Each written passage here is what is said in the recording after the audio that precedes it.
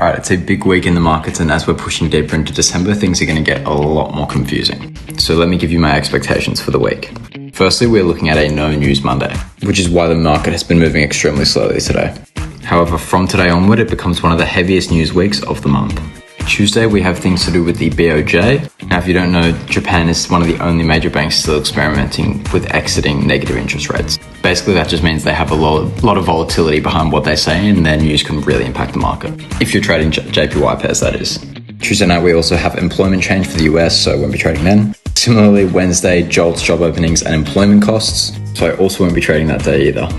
If you're interested in checking this out for yourself, the Upside Funding has an integrated economic calendar where you can view it all for yourself. Anyway, rolling over from Wednesday night into Thursday morning, we have multiple FOMC events and federal funds rates.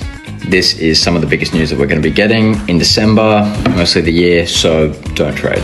Thursday night, unemployment claims, very heavy news week. I'll essentially only be trading Friday. Anyway, onto the pairs, GBP, JPY. We had a very strong recovery of this new week opening gap, which actually gave me a long setup early Asia session. And I'm seeing bullish structure forming. I honestly think we're going for new all-time highs on GJ. However, that will align with the BOJ news on Tuesday.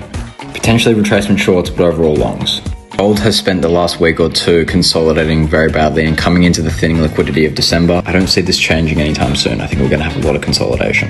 Had to give you a bias, I'd say once this hourly fair value gap closes, depending on whether it's broken through or rejected, is when we'll see if gold has its second life or it's done for the year. Depending on how that fair value gap plays is how I'm going to be looking in the market.